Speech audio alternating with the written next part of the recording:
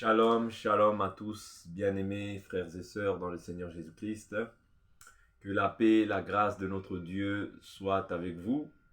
C'est encore une très grande joie aujourd'hui de pouvoir me retrouver au-devant de vous afin de partager toujours autour de la parole de Dieu, nous fortifier, nous édifier et nous équiper afin que nous soyons toujours prêts à pouvoir répondre à quiconque nous demande le but de notre espérance. Vous voyez? Donc nous n'espérons pas en vain, nous espérons parce que réellement notre Dieu nous a fait des promesses, qu'il revient bientôt et nous voulons nous maintenir toujours prêts, nous voulons toujours être constants dans sa présence, dans la prière, dans la parole, sans relâche, nuit et jour, à le servir. Donc frères et sœurs, je bénis tous ceux qui seront appelés à pouvoir amenés à pouvoir voir cette vidéo. Vraiment que le Seigneur vous bénisse. Et je prie Dieu que cet enseignement puisse ajouter encore quelque chose à votre compréhension de la Bible, quelque chose, une édification, qu'elle apporte quelque chose à votre compréhension de la parole de Dieu. Donc aujourd'hui, nous allons nous entretenir autour du baptême. Nous allons voir le baptême qui est conforme à la Bible. Vous voyez, le baptême chrétien, bien sûr, parce que dans la Bible, il y a plusieurs sortes de baptêmes. Nous allons aussi prendre la peine de pouvoir étudier dans un premier temps les autres baptêmes. Puis nous allons entrer par la suite dans le baptême qui est d'actualité aujourd'hui. Donc je salue tout un chacun d'entre nous et je vais inviter, comme à la coutume, chacun d'entre nous à prendre nos Bibles afin que nous nous exhortions autour de la parole. Que la paix de notre Dieu soit avec vous. Donc, nous allons prendre la Bible. Comme j'ai dit, nous allons essayer de voir tous les baptêmes. Vous voyez, et ensuite voir le baptême qui est d'actualité aujourd'hui. C'est-à-dire le baptême dont les apôtres ont donné en réalité. Vous voyez. Donc, ici, je m'en vais dans un premier temps prendre le baptême de Moïse. Ouais. Donc je suis dans 1 Corinthiens chapitre 10. Ouais, à partir du verset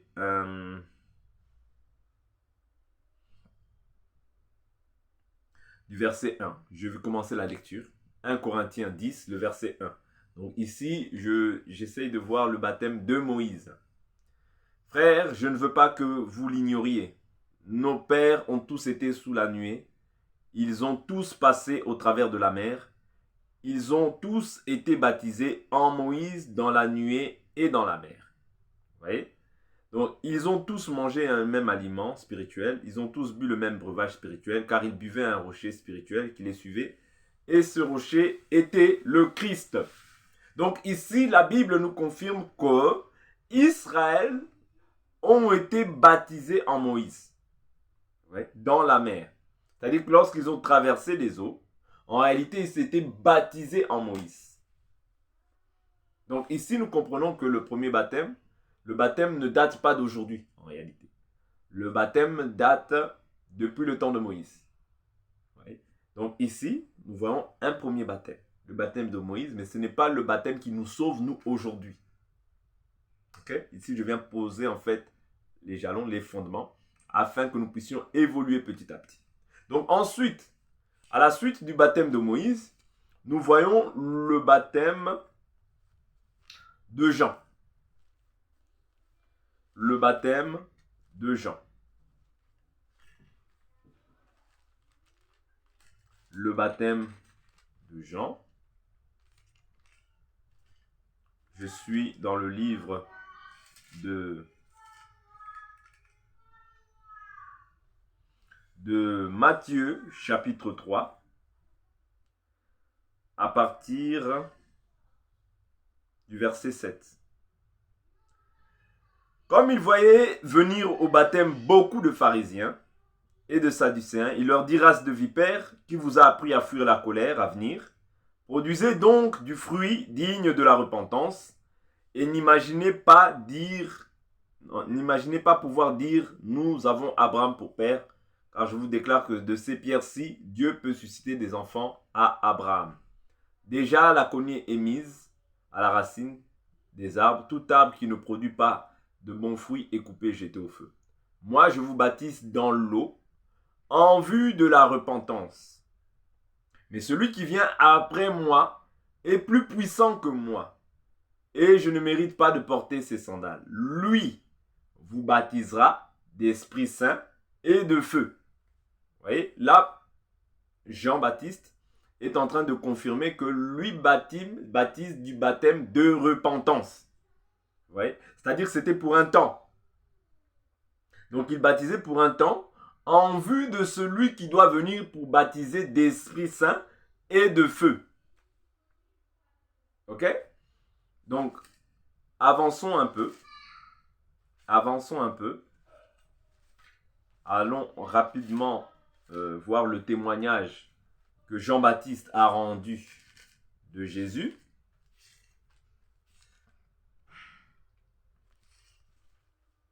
Je suis dans le livre de Jean chapitre 1.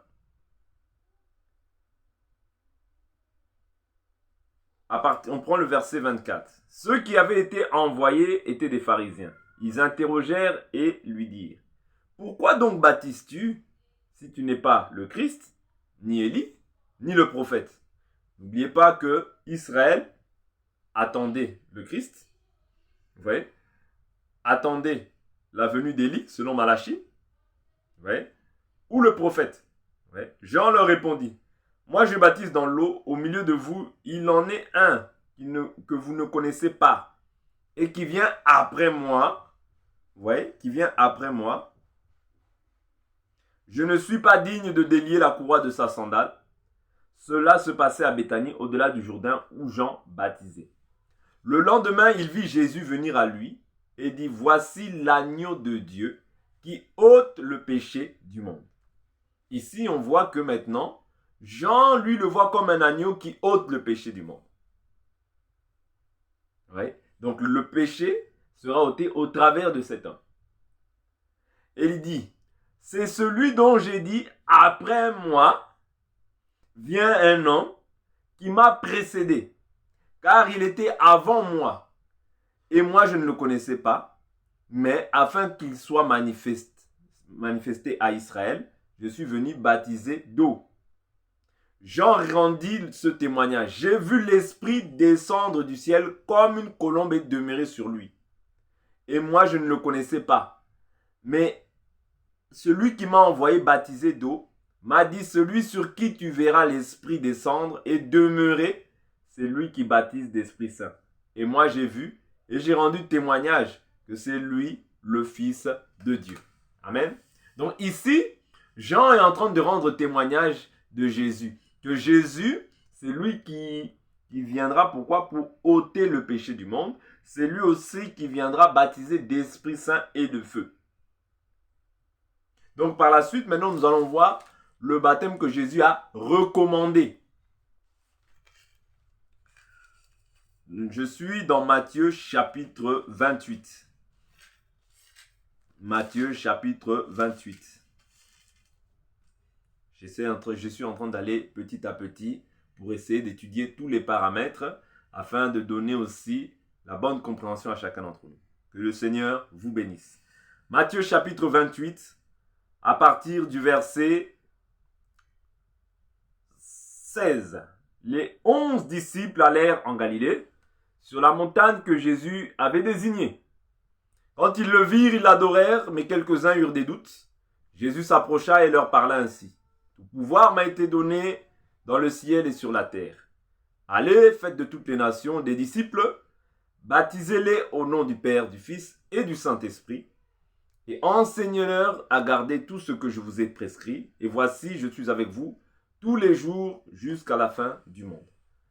Ici, Jésus donne la recommandation d'aller baptiser au nom du Père, au nom du Fils, au nom du Saint-Esprit. Vous voyez? Donc, lorsque nous voyons les apôtres, je suis dans le livre de Actes des Apôtres chapitre 2, ce n'est pas en fait une recommandation qu'ils sont en train de mettre en pratique. Parce que quand on voit les apôtres, ils ne baptisent ni au nom du Père, ni au nom du Fils, ni au nom du Saint-Esprit. Pourtant, il y a encore des gens aujourd'hui qui baptisent en ce nom-là. Parce que les apôtres, quand nous voyons, nous allons rapidement aller dans Actes des apôtres au chapitre 2. Actes des apôtres au chapitre 2, le verset 37.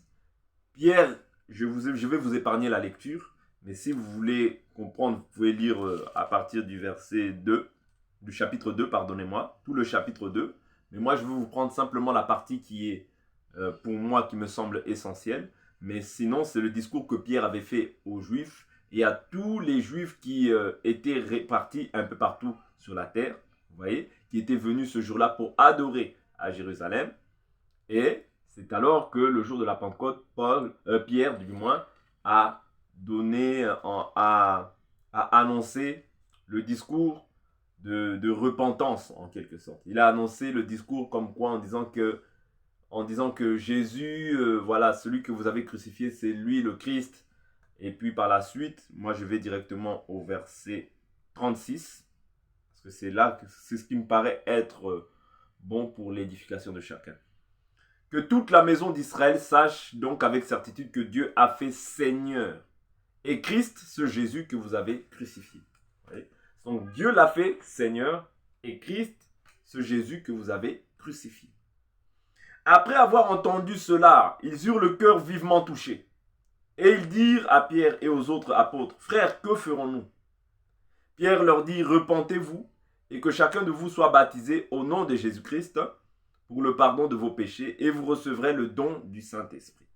Car la promesse est pour vous, pour vos enfants et pour tous ceux qui sont au loin, en aussi grand nombre que le Seigneur, notre Dieu, les appellera. » Vous voyez? Donc ici, Pierre est en train de confirmer que la promesse est pour nous et pour tous ceux qui croiront en aussi grand nombre que le Seigneur les appellera. Mais le baptême ici, il l'établit au nom de Jésus-Christ et non pas au nom du Père, du Fils et du Saint-Esprit. Pour quelle raison?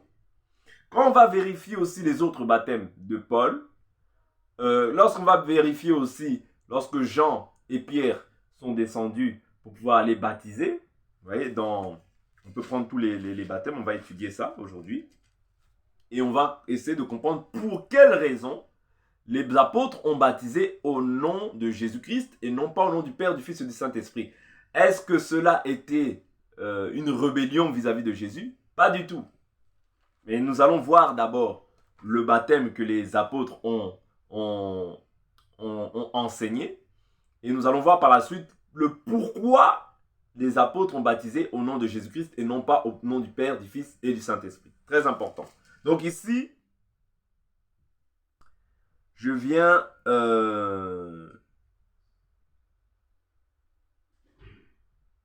je vais dans Actes, je suis toujours dans le livre de Actes des apôtres à partir du chapitre 8. À partir du chapitre 8, la Bible nous dit,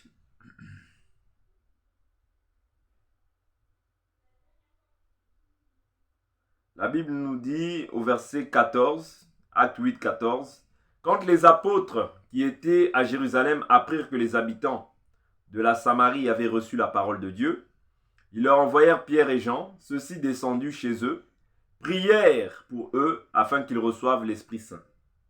Car ils n'étaient encore descendus sur aucun d'eux. Ils avaient seulement été baptisés au nom du Seigneur Jésus. Vous voyez? Alors Pierre et Jean leur imposèrent les mains et ils reçurent l'Esprit Saint. Ici, nous comprenons que Philippe a baptisé ces gens-là au nom de Jésus dans l'eau. Mais c'est Pierre et Jean qui leur imposent les mains afin qu'ils reçoivent le Saint-Esprit. Pourquoi? Philippe ici n'était pas encore établi comme ministre, bien qu'il était appelé au ministère, mais n'était pas encore établi comme ministre de la parole. Mais dans Actes des apôtres, toujours, chapitre 21, si je ne m'abuse, on voit, à partir du verset 8, « Partis le lendemain, nous sommes arrivés à Césarée, étant entrés dans la maison de Philippe, l'évangéliste. » Vous voyez? Ici, nous comprenons que maintenant, Philippe est établi comme étant évangéliste. Donc, à ce moment-là, maintenant, il peut imposer les mains aux gens afin qu'ils reçoivent le Saint-Esprit. Donc ici, Philippe a baptisé dans l'eau, mais c'est-à-dire sa mission, bien qu'il a évangélisé cette contrée-là, sa mission s'arrêtait là. C'est-à-dire qu'il ne pouvait pas imposer les mains, parce qu'il n'était pas encore établi, reconnu officiellement comme ministre, bien qu'il était appelé à cette fonction, mais il n'était pas encore établi officiellement comme étant un ministre de la parole. D'accord? Donc il pouvait baptiser, mais non pas imposer les mains. Vous voyez? Parce qu'ici, il faut vous rappeler que tous ceux qui peuvent baptiser, ce sont ceux qui sont appelés à servir Dieu dans le cadre du ministère de la parole. Voilà pourquoi ils pouvaient baptiser d'eau. Donc ici, nous voyons que les apôtres sont descendus et ont imposé les mains afin qu'ils reçoivent le Saint-Esprit. Donc, ils ont été baptisés au nom de Jésus.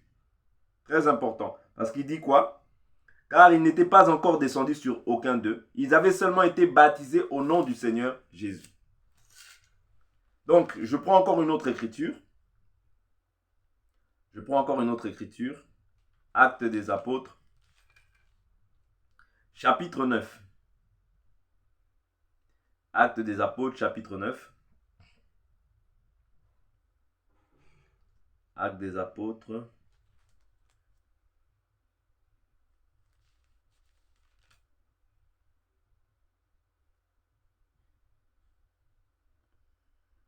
Actes des Apôtres, chapitre 9. On va prendre à partir du verset 13. Ananias répondit, Seigneur, j'ai entendu dire par beaucoup combien de mal cet homme a fait à tes saints. Dans le Jérusalem. Et il a ici, de la part des principaux sacrificateurs, le pouvoir de lier tous ceux qui invoquent ton nom. Mais le Seigneur lui dit, va, car cet homme est pour moi un instrument de choix, afin de porter mon nom devant les nations et les rois et devant les fils d'Israël. Et je lui montrerai combien il faudra qu'il souffre pour mon nom. Ananias partit, et lorsqu'il fut arrivé dans la maison, il imposa les mains à Saul, et dit, Saul, mon frère, le Seigneur Jésus qui t'est apparu sur le chemin par lequel tu venais, m'a envoyé pour que tu recouvres la vue et que tu sois rempli d'Esprit Saint. Au même instant, il tomba de ses yeux comme des écailles, il recouvra la vue, il se leva et fut baptisé. Vous voyez? Et après avoir pris de la nourriture, il retrouva ses forces, il resta quelques jours avec les disciples qui étaient à Damas. Et aussitôt, il se mit à prêcher Jésus dans les synagogues en disant que c'était le Fils de Dieu. Donc ici,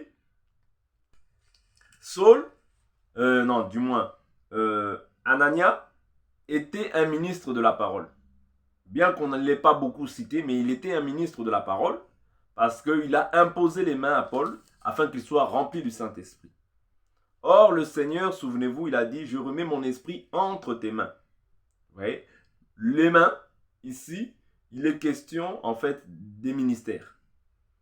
Quand on parle des mains, on voit le ministère apostolique, prophétique, pastoral, évangélique, doctoral.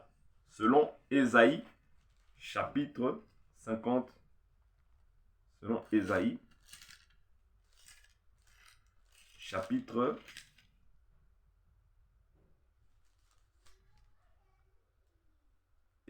chapitre 59. Non, la main de l'Éternel n'est pas devenue trop courte pour sauver, ni son oreille trop dure pour entendre. Mais ce sont vos fautes qui mettaient une séparation entre vous et votre Dieu. Vous voyez? Donc ici, lorsqu'il parle des mains, il dit, je remets mon esprit entre tes mains. Donc ici, on voit le ministère. Voilà pourquoi Jésus dit, je ne prie pas seulement pour vous, mais je prie pour tous ceux qui croiront en moi au travers de vous, c'est-à-dire les ministres. Parce qu'aujourd'hui, si on croit, on doit croire conformément à ce que les apôtres nous ont transmis.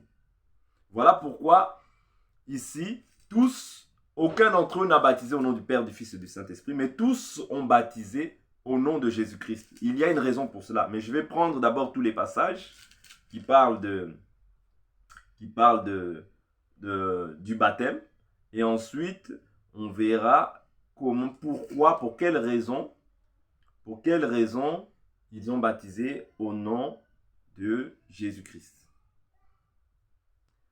Je vais prendre l'écriture de Actes des apôtres, chapitre... Il y a acte 8 toujours, mais je préfère prendre l'écriture qui est vraiment claire, qui parle vraiment du baptême où on voit au nom de Jésus-Christ. Donc je prends acte 19, acte chapitre 19. Pendant qu'Apollos, verset 1, pendant qu'Apollos était à Corinthe, Paul, après avoir traversé les hauteurs du territoire, se rendit à Éphèse. Il rencontra quelques disciples et leur dit, avez-vous reçu l'Esprit Saint quand vous avez cru? Ils lui répondirent, nous n'avons même pas entendu dire qu'il y ait un Esprit Saint. Il dit, quel baptême avez-vous donc reçu? Ils répondirent, le baptême de Jean. Vous voyez, c'est ce que je disais tout à l'heure, qu'il y avait le baptême de Jean. Jean baptisé du baptême de repentance, et c'est ce que Paul vient relater. Il dit, verset 4, alors Paul dit, Jean a baptisé du baptême de repentance. Il disait au peuple de croire en celui qui venait après lui, c'est-à-dire en Jésus. Paul leur imposa les mains, et le Saint-Esprit vint sur eux. Ils se mirent à parler en langue et à prophétiser.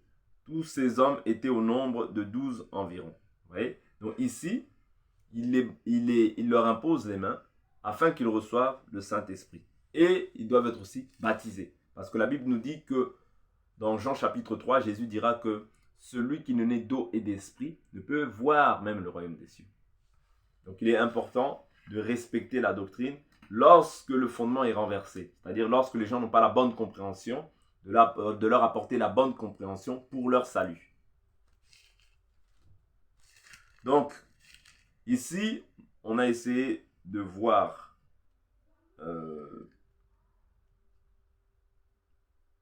plus ou moins tous les baptêmes. Bon, on n'a pas vu, il y a acte 16, mais bon, on ne parle pas, on voit qu'ils ont été baptisés, bien sûr, mais on ne voit pas en fait au nom de Jésus-Christ. Moi, je cherchais beaucoup plus le baptême où on voyait au nom de Jésus-Christ, parce que c'est sur ça qu'on va s'édifier. Donc maintenant, nous allons essayer de voir la raison pour laquelle les apôtres n'ont pas baptisé au nom du Père, du Fils et du Saint-Esprit, et pourquoi ils ont baptisé au nom de Jésus-Christ. Allons rapidement dans le livre de Jean. Allons rapidement dans le livre de Jean. Jean, à partir du verset... Jean, à partir du chapitre 16...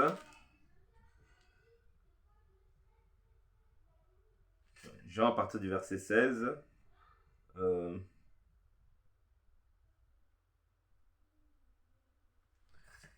chapitre 16, verset 12. J'ai encore beaucoup de choses à vous dire, mais vous ne pouvez pas les comprendre maintenant. Quand il sera venu, lui, l'Esprit de vérité, il vous conduira dans toute la vérité, car ses paroles ne viendront pas de lui-même, mais il parlera de tout ce qu'il aura entendu et vous annoncera les choses à venir.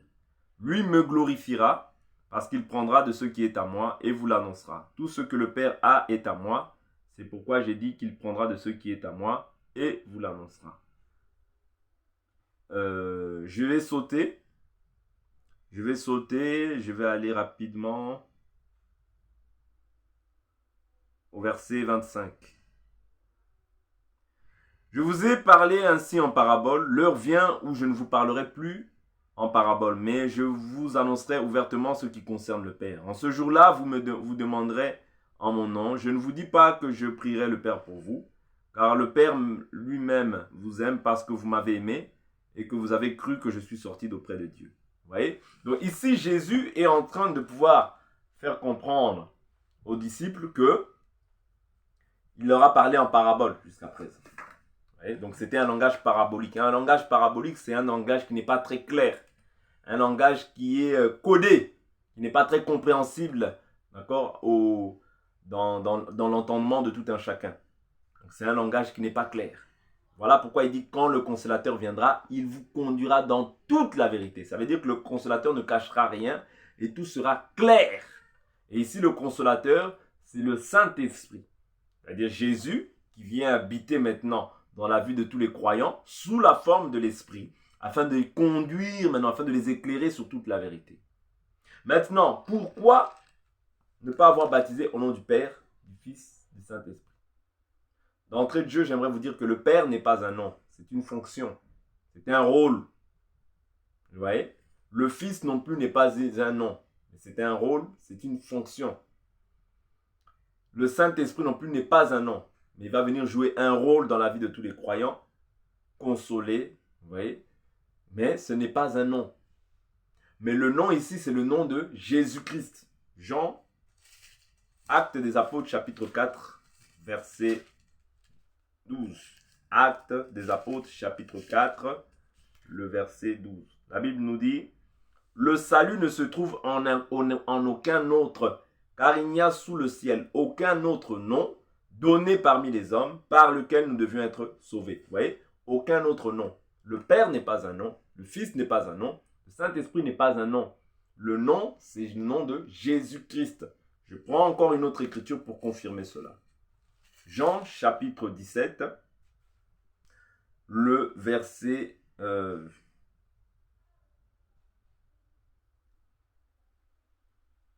prends Jean chapitre 17.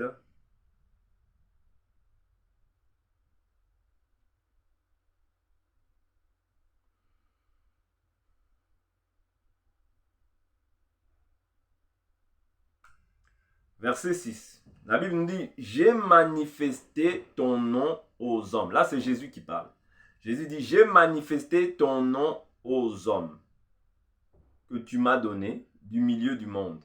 Ils étaient à toi et tu me les as donnés et ils ont gardé ta parole. » Vous voyez, Jésus est en train de révéler qu'il a manifesté son nom aux hommes que Dieu lui a donné. Or, le nom de Dieu ici, nous voyons que c'est le nom de Jésus. Vous voyez? Donc, ici, il est clair que Jésus-Christ, c'est ça qui est le nom de Dieu. Voilà pourquoi nous chassons les démons au nom de Jésus-Christ. Jésus dit, tout ce que vous demanderez au Père en mon nom, je vous le donnerai. Vous voyez, ici, il s'agit du nom. Le nom qui sauve aujourd'hui, c'est le nom de Jésus. Voilà pourquoi le Père, le Fils, le Saint-Esprit ne sont que un. Jésus pouvait dire dans Jean chapitre 10, verset 30, que moi et le Père, nous sommes un. Le Père, le Fils, l'Esprit ne forment qu'un, ne sont qu'un. Parce que l'Esprit vient rendre témoignage du Fils. Et le Père et le Fils ne sont que un. Ce n'est pas moi qui le dis, c'est 1 Jean. Lorsque nous allons dans le livre de 1 Jean, nous voyons que l'Écriture déclare que 1 Jean chapitre 5, verset 7, verset 6. C'est lui, Jésus-Christ, qui est venu avec de l'eau et du sang. Non avec de l'eau seulement, mais avec l'eau et avec le sang. Et c'est l'Esprit qui rend témoignage, parce que l'Esprit est la vérité. Car il y en a 3 qui rendent témoignage dans le ciel, le Père, la parole et l'Esprit Saint, et ces 3 sont un. Il y en a 3 qui rendent témoignage sur la terre, l'Esprit, l'eau et le sang. Et les 3 sont d'accord. Vous comprenez? Ici, nous croyons que nous sommes en relation avec le véritable Dieu lorsque nous avons le Père et le Fils en nous. Vous voyez? Lorsque nous avons le Père, le Fils en nous, parce qu'ils ne sont que un. L'Esprit maintenant vient rendre témoignage de qui est le Fils et de qui est le Père. Ils ne sont qu'un et indivisibles. Voilà pourquoi le baptême, nous le prenons au nom de Jésus-Christ et non pas au nom du Père, du Fils et du Saint-Esprit. S'il t'arrive que tu as pris le baptême au nom du Père, du Fils et du Saint-Esprit et que Dieu permette que tu entendes cette vidéo, ne m'insulte pas, parce que ça ne sert à rien, mais appelle des personnes, des contacts et cherche à contacter des hommes de Dieu afin qu'ils puissent refaire ton baptême, parce que c'est un faux baptême. En fait, ce n'est pas le baptême biblique. Vous comprenez? Parce que si tu prends le baptême au nom du Père, du Fils et du Saint-Esprit, c'est le baptême parabolique. Parce que le Saint-Esprit doit venir nous révéler le véritable baptême qui est le baptême en Jésus-Christ. Et non pas le baptême du Père, du Fils et du Saint-Esprit. Vous comprenez? Donc ici, je viens simplement interpeller ceux qui sont encore à même de pouvoir faire ce genre de baptême, de pouvoir revenir en fait à leur bon sens et de pouvoir se soumettre en fait à ce que dit l'Écriture, parce que nul n'est au-dessus de la parole. La Bible nous dit, tu aimeras le Seigneur ton Dieu de tout ton cœur, de toute ton âme, de toute ta pensée et de toute ta force. Voilà pourquoi, si il s'avère que tu écoutes cette vidéo, ne te dis pas que c'est un hasard, ne te dis pas que, de toute manière, moi, dans mon église, comme c'est comme ça, ben, je reste comme ça. Non. Ton pasteur n'est pas mort pour toi, ton prophète non plus, ton apôtre non plus, ton évangéliste non plus, et ton docteur non plus. La seule personne qui est morte pour toi, c'est Jésus-Christ. Et Jésus permet que tu entendes cet enseignement afin de revenir à ton bon sens, afin de pouvoir te conformer à sa volonté et non pas te conformer aux traditions et aux coutumes d'église. Vous voyez? Ici, je ne viens nullement charrier, mais je viens simplement pour pouvoir présenter en fait la vérité afin qu'un maximum d'âmes puissent revenir à leur Créateur. Vous voyez? Donc, le but ici, c'est vraiment que nous tous, parce qu'il y avait des gens aussi qui étaient baptisés au nom de Jean, du baptême de Jean, mais ils leur ont dit clairement, nous ne connaissons pas ce baptême. Mais quand il leur a dit, mais non, il leur a expliqué davantage que non, Jean a baptisé du baptême de repentance en disant de croire en celui qui devait revenir après lui, c'est-à-dire en Jésus. Et alors, ils ont été, on leur a imposé les mains, vous voyez, et ils reçurent le Saint-Esprit. Donc ici, le but, c'est vraiment de savoir, est-ce que quand tu as cru, tu as reçu le Saint-Esprit? Est-ce que quand tu as cru, on t'a enseigné le bon baptême? Est-ce que quand tu as cru, en fait, tu as cru conformément à ce que les apôtres ont prêché? Parce que si tu n'as pas cru, en fait, conformément à ce que les apôtres ont prêché, tout ce que tu vas faire, en fait, tu vas avancer, mais tu vas avancer en vain. Or, l'Écriture dit, dans 1 Corinthiens chapitre 15, je vous rappelle l'évangile que je vous ai annoncé, que vous avez reçu, et par lequel vous êtes sauvés si, ici il met une condition, si. Quand on commence une parole par si, ça veut dire que c'est une condition. Donc, ce qui va s'en suivre, si on ne s'y conforme pas, en réalité, tout ce que nous avons fait au préalable ne servira à rien. Si seulement vous le retenez dans les termes dans lesquels je vous l'ai enseigné. Autrement, vous aurez cru en vain. Donc ici, pour ne pas courir, faire tout plein de choses en vain, il faut que nous puissions tous nous conformer à ce qui est écrit, afin de pouvoir bénéficier de ce que Dieu a promis pour nous, c'est-à-dire la vie éternelle. Parce que la vie éternelle, d'accord, c'est de connaître. La Bible nous dit, la vie éternelle, c'est de te connaître toi, le seul vrai Dieu, et celui que tu as envoyé, Jésus-Christ. Vous voyez? Donc nous ne pouvons pas prétendre avoir la vie éternelle si et seulement si nous marchons selon notre volonté, selon les pensées selon les pensées charnelles qui peuvent nous animer. Parce que tout ce qui ne se conforme, tout ce qui n'est pas en fait la conviction d'une foi, est péché. Tout ce qui ne se conforme pas à l'écriture, en réalité, vous êtes dans le péché. Donc il est très important que nous nous conformions à ce qui est écrit afin de ne pas courir ni peiner en vain. Nous voulons courir,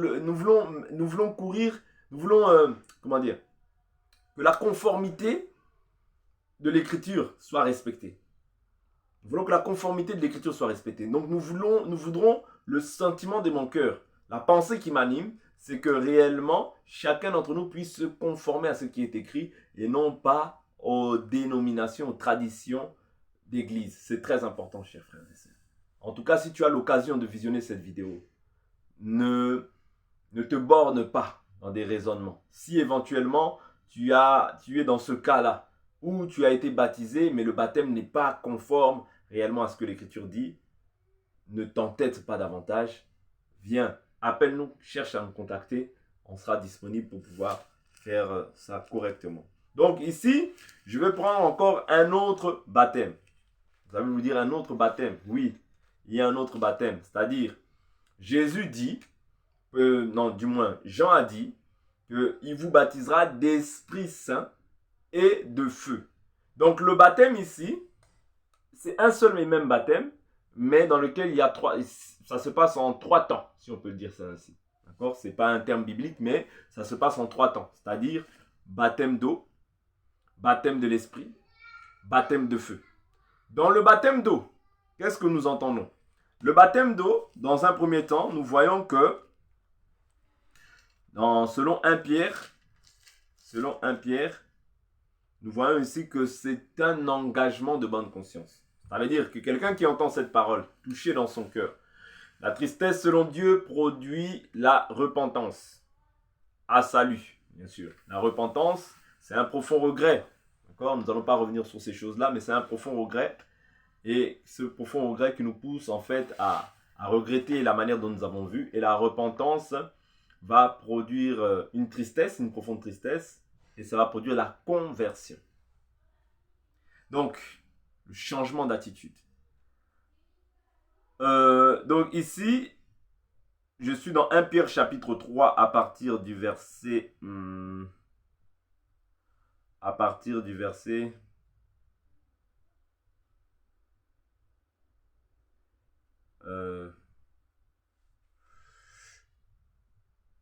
21.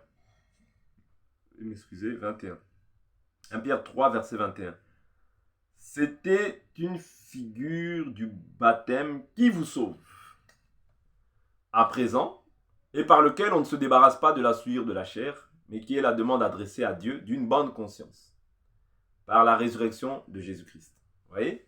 Donc de même que Jésus-Christ est mort aux eaux, il est mort et il est ressuscité, c'est-à-dire que c'est ce signe aussi le baptême, c'est-à-dire c'est le symbole de la mort au péché, la résurrection avec Jésus. Donc quand on est baptisé, on enterre la personne, on enterre en réalité sa vie ancienne dans les eaux, afin que cette personne maintenant, quand elle se relève, c'est le symbole de la résurrection avec Christ. Vous voyez, selon Romains chapitre 6.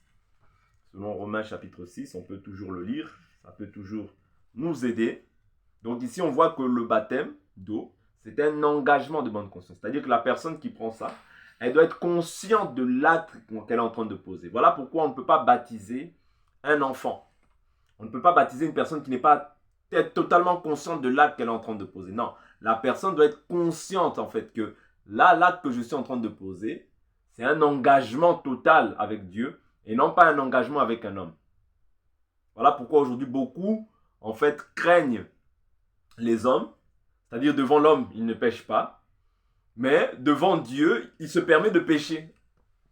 C'est-à-dire qu'il n'a pas peur de Dieu, mais il craint l'homme. Il craint en fait ce que l'homme peut dire de lui, mais il ne craint pas ce que Dieu peut dire de lui. Non, c'est contraire. Comme c'est un engagement, les gens doivent craindre Dieu. Il faut conscientiser les gens afin que les gens comprennent que, oui, effectivement, il y a un Dieu. Ouais, et ce Dieu-là, je dois le craindre en tout temps. Si les gens comprennent en réalité qu'est-ce que le baptême, les gens ne chercheront pas beaucoup à baptiser. Parce qu'une fois que les gens ont compris c'est quoi le baptême, soit ils s'en iront, soit ils resteront. Parce que s'ils ont compris que réellement c'est un engagement de bonne conscience avec Dieu et non pas avec les hommes, ils ne craindront pas l'homme. Mais aujourd'hui, beaucoup en fait pêchent, vivent une vie de péché, mais le dimanche ils sont saints. Non, vous perdez votre temps. Vous qui faites ça, vous perdez votre temps. Vous voyez? Parce que le but ici, ce n'est pas que le dimanche être saint. Non, il faut être saint du lundi au lundi. C'est ça qu'on appelle un saint. Une personne née de nouveau, née d'eau et d'esprit. Vous voyez? Donc ici, nous voyons que c'est un engagement de bonne conscience. La personne doit être consciente. On ne peut pas baptiser un enfant. Non, tu baptises un enfant. Un enfant n'est pas conscient des actes qu'il va poser. Ça, c'est n'importe quoi. On doit baptiser une personne qui est mûre, qui a la capacité de comprendre l'action qu'il est en train de poser, qui a compris c'est quoi l'engagement du baptême, qui a compris que c'est un engagement avec Dieu et qu'on ne se moque pas de Dieu. Ce qu'un homme sème, il va le moissonner aussi. Si les gens comprendraient ces choses-là, ils ne forceront pas les gens à baptiser, mais ils laisseront librement les gens en fait être touchés dans leur cœur, et lorsqu'ils seront touchés, eux-mêmes ils demanderont le baptême. Mais aujourd'hui, ce n'est pas ce qu'on voit. Aujourd'hui, ce qu'on voit, c'est toi, tu n'es pas baptisé, toi, tu n'es pas baptisé, toi, tu n'es... Non. On ne peut pas pousser les gens à se baptiser. On doit simplement prêcher la parole. Quand les cœurs sont touchés, c'est alors que c'est eux-mêmes demandent le baptême, parce qu'ils ont compris que s'ils restent dans cet état-là, ils ne verront pas Dieu. Ils ont compris que cet état-là déplaît à Dieu. Vous voyez, il doit avoir une tristesse qui est posée dans le cœur. Et cette tristesse pousse maintenant à la repentance. C'est ça, un véritable baptême. Un véritable baptême n'est pas basé sur le forcing. Parce que généralement, les gens qui sont forcés, ces gens-là ne produisent absolument rien dans la marche. Et on s'étonne pourquoi la personne est un débauché, pourquoi la personne est un adultère, pourquoi la personne est cupide, pourquoi la personne est encore idolâtre. Mais parce que cette personne-là, en réalité, n'a pas rencontré le Seigneur. Elle a fait une rencontre avec un homme, mais jamais avec le Seigneur. Parce que si elle a fait une rencontre avec le Seigneur, elle craindrait le Seigneur. Ici, je ne viens pas dire que la personne doit être parfaite à 100%. Non, loin de là ma pensée. mais nous sommes parmi les parfaits. Donc nous devons exceller dans notre manière de nous comporter. Nous devons voir la différence entre ceux qui servent et ceux qui ne servent pas. Cela ne doit pas être difficile à observer. Non, quand je te vois, je dois voir la vie de Christ en toi. Si je vois le paganisme en toi, et le dimanche je te vois saint, je comprends qu'en fait, toi tu as été quelqu'un qu'on a forcé. Et aujourd'hui c'est beaucoup ce qui se fait. Ah, d'ailleurs tu n'es pas baptisé, Emmener la culpabilité dans la vie des gens, en pensant qu'en agissant comme ça, en pensant qu'on les plongeant dans les eaux, ah ça y est, il devient saint. Non, là vous vous trompez. La personne n'a jamais été touchée dans son cœur. Il ne produira absolument rien dans la marche. C'est très important à comprendre ça aussi. Donc avançons. J'avais dit donc le baptême d'eau, engagement de bonne conscience. Jésus a dit celui qui ne naît d'eau et d'esprit ne peut voir le royaume. D'accord? Nous voyons aussi donc le baptême d'engagement de bonne conscience. Ça ne purifie pas des souillures de la chair. Vous voyez? C'est-à-dire que cette chair étant vendue au péché, il y a toujours la condamnation dans cette chair. Vous voyez? Le péché est dans la chair. Mais du moins, nous sommes sauvés. Par cet acte-là, c'est l'acte du salut. Vous voyez? C'est un acte de salut parce que nous devons être baptisés d'eau et d'esprit. Vous voyez? Le baptême de l'esprit, Dieu l'accorde en fait à ses ministres. C'est-à-dire qu'en imposant les mains, en imposant les mains, ils transmettent l'esprit en fait ils transmettent l'esprit à tous les fidèles qui seront amenés à pouvoir baptiser. Vous voyez? Ils transmettent le Saint-Esprit à tous les fidèles qui seront appelés à être baptisés. Vous voyez? Donc, je prends encore parce que la Bible nous parle de la doctrine de l'imposition des mains. Vous voyez? Donc, quand on impose les mains à la personne, cette personne reçoit le Saint-Esprit. Et le Saint-Esprit, c'est le gage du salut. Vous voyez? C'est ce qui vient maintenant sceller en fait cette parole. C'est ce qui vient sceller en fait cette parole. C'est-à-dire, le fait que c'est-à-dire que tu es sauvé. Quand tu as reçu le Saint-Esprit, tu es sauvé. Éphésiens, on peut voir ça rapidement. Éphésiens, chapitre 1, versets 13 à 14. En lui, vous aussi, après avoir entendu la parole de la vérité, l'évangile de votre salut, en lui vous avez cru et vous avez été scellés du Saint-Esprit qui avait été promis et qui constitue le gage de notre héritage en vue de la rédemption et de ceux que Dieu s'est acquis pour célébrer sa gloire. Vous comprenez? Donc, Dieu, par le Saint-Esprit, il vient maintenant sceller cette parole qui nous a été annoncée. Et cette parole, maintenant, quand nous la mettons en pratique, c'est notre salut, en réalité. Parce que le Saint-Esprit vient attester maintenant que tu appartiens à Dieu. Vient te séparer maintenant des ténèbres. Okay? Parce qu'autrefois, nous n'étions pas à Dieu. Mais maintenant que nous avons reçu Jésus dans nos vies, nous sommes pleinement à Dieu. Voilà. Donc ici, j'avais dit tout à l'heure qu'on allait prendre Romains 6. Veuillez m'excuser. Romains 6, je prends rapidement cette écriture. Et on va aller à Romains 6, verset 3. Ignorez-vous que nous tous qui avons été baptisés en Christ Jésus, c'est en sa mort que nous avons été baptisés. Nous avons donc été ensevelis avec lui dans la mort par le baptême, afin que comme Christ est ressuscité d'entre les morts par la gloire du Père, de même nous aussi nous marchions en nouveauté de vie. Vous voyez? Donc ici, comme j'ai dit tout à l'heure, le baptême c'est le symbole de la mort au péché et de la résurrection avec Christ. Donc nous allons avancer. Et ensuite, le baptême de l'esprit, qui peut être aussi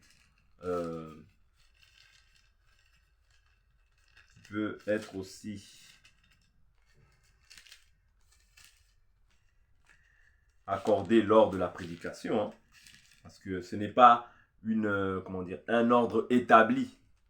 Parce que dans la Bible, on le voit aussi, que ce n'est pas un ordre établi forcément que la personne doit recevoir le Saint-Esprit par l'imposition des mains. Non, par la prédication, la personne peut recevoir le Saint-Esprit. Je prends une écriture, Actes des Apôtres, chapitre Actes des apôtres.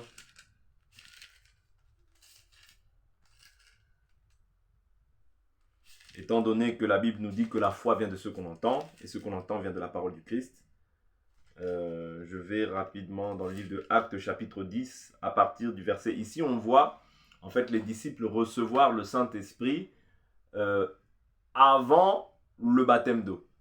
Mais l'ordre établi, c'est la repentance, le baptême d'eau, le baptême du Saint-Esprit. Mais il se peut que lors de la prédication, les personnes aussi reçoivent le baptême du Saint-Esprit. Ici, je suis dans Actes chapitre 10, verset 42. Et Jésus nous a commandé de prêcher au peuple et d'attester qu'il a été lui-même désigné par Dieu comme juge des vivants et des morts. Tous les prophètes rendent de lui témoignage que quiconque croit en lui reçoit par son nom le pardon des péchés. Comme Pierre prononçait encore ces mots, le Saint-Esprit descendit sur tous ceux qui écoutaient la parole. Vous voyez? Tous les croyants circoncis qui étaient venus vers Pierre, venus avec Pierre, furent étonnés de ce que le don du Saint-Esprit soit aussi répandu sur les païens, car ils les entendaient parler en langue et exalter Dieu. Alors Pierre reprit, peut-on refuser l'eau du baptême à ceux qui ont reçu le Saint-Esprit aussi bien que nous? Il ordonna de les baptiser au nom de Jésus-Christ. Ils lui demandèrent alors de rester là quelques jours. Vous voyez ici, l'ordre n'était pas un ordre établi où les gens ont reçu forcément le Saint-Esprit par l'imposition des mains, mais ils l'ont reçu au préalable. En entendant la parole, donc ils ont été baptisés du Saint-Esprit, et ensuite, ils ont été baptisés dans l'eau. Voilà. Et par la suite, on voit donc le baptême de feu. Qu'est-ce que le baptême de feu? Le baptême de feu est lié aux persécutions. Aux persécutions que les enfants de Dieu reçoivent parce qu'ils sont dans le monde. Jésus a dit, Jean chapitre 15, le verset 18, « Si le monde a de la haine pour vous, sachez qu'il m'a haï avant vous. Si vous étiez du monde, le monde aimerait ce qui est à lui. Mais parce que vous n'êtes pas du monde et que je vous ai choisi du milieu du monde, à cause de cela, le monde a de la haine pour vous. Souvenez-vous de la parole que je vous ai dite, le serviteur n'est pas plus grand que son maître. S'ils m'ont persécuté, ils vous persécuteront aussi. S'ils ont gardé ma parole, ils garderont aussi la vôtre. Mais tout cela, ils vous le feront afin que à cause de mon nom, parce qu'ils ne connaissent pas celui qui m'a envoyé. Si je n'étais pas venu, si je ne leur avais point parlé, ils n'auraient pas de péché. Mais maintenant, ils n'ont pas d'excuse pour leur péché. Celui qui a de la haine pour moi a aussi de la haine pour mon Père. Donc ici, Jésus est en train de faire mention du fait que nous aussi, qui avons cru en lui, le monde aura de la haine pour nous, parce que, en réalité, dans Jean chapitre 3, il vient nous dire que nous attestons au monde que leurs œuvres sont mauvaises. Vous voyez? Nous ne marchons pas comme les gens de ce monde. Nous marchons d'une manière qui est contraire aux gens de ce monde. D'où cela produit la colère, la haine. Quand nous disons aux gens, en fait, certaines vérités, ceux-là, ils le prennent mal. Je peux prendre encore cette autre écriture dans Jean chapitre 3, ça va nous aider. Et on va voir aussi le baptême, on va voir l'écriture de 1 Pierre pour voir que notre foi doit être éprouvée par le feu. En cela, nous voyons le baptême de feu. Jean chapitre 3, à partir du verset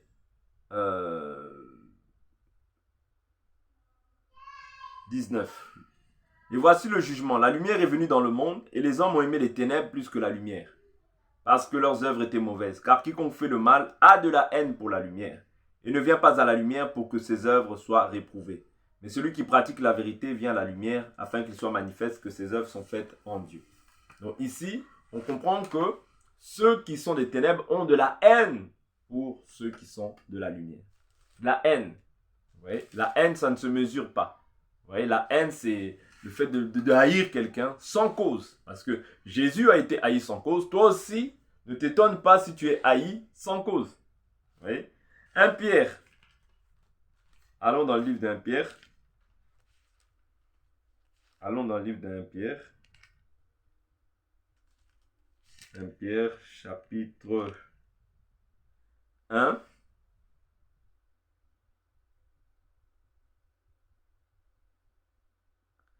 Un Pierre,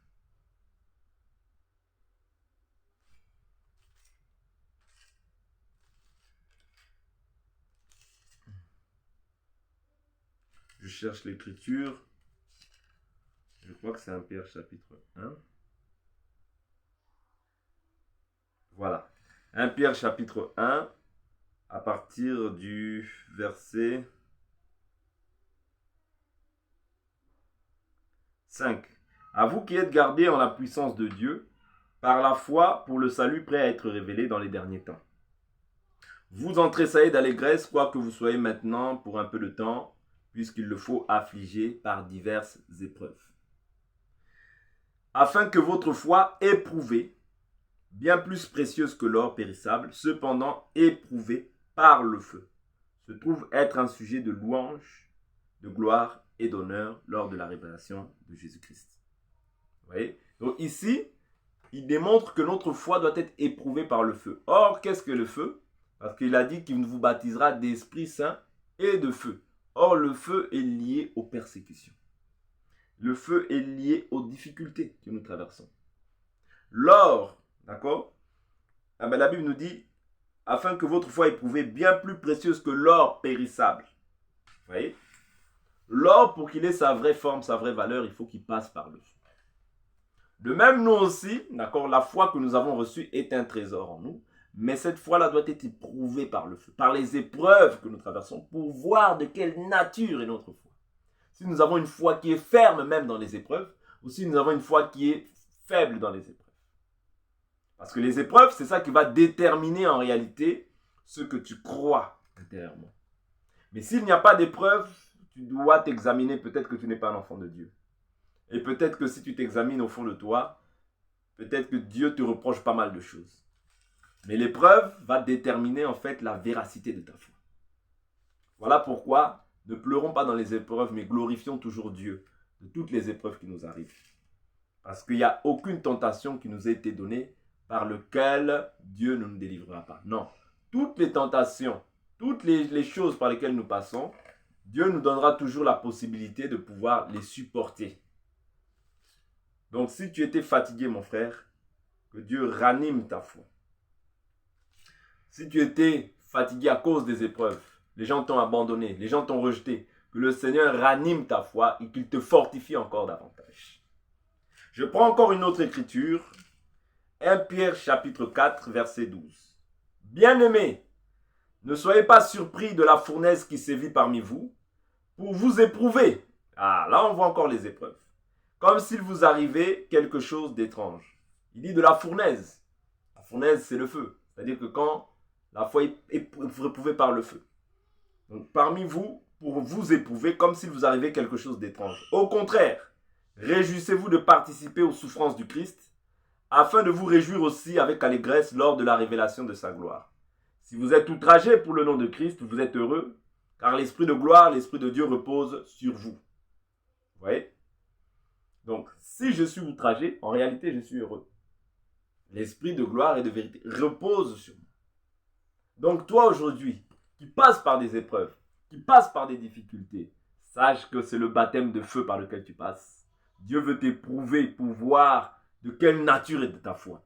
Si c'est une foi faible ou si c'est une foi forte. Mon frère, tu dois t'attacher. Même si tous t'abandonnent, sache que Dieu ne t'abandonnera pas. Même si tu es dans des épreuves constantes qui ne s'arrêtent pas, sache que Dieu ne te tentera pas au-delà de tes forces. Ça veut dire que s'il met cette tentation, il sait que tu as la capacité de pouvoir la supporter. Parce qu'il a déjà mis en toi cette capacité-là de pouvoir supporter. Mon frère, ma soeur, le baptême de feu est par moments difficile. Mais Jésus a dit, celui qui veut me suivre doit se charger de sa croix. Tu dois te charger de ta croix.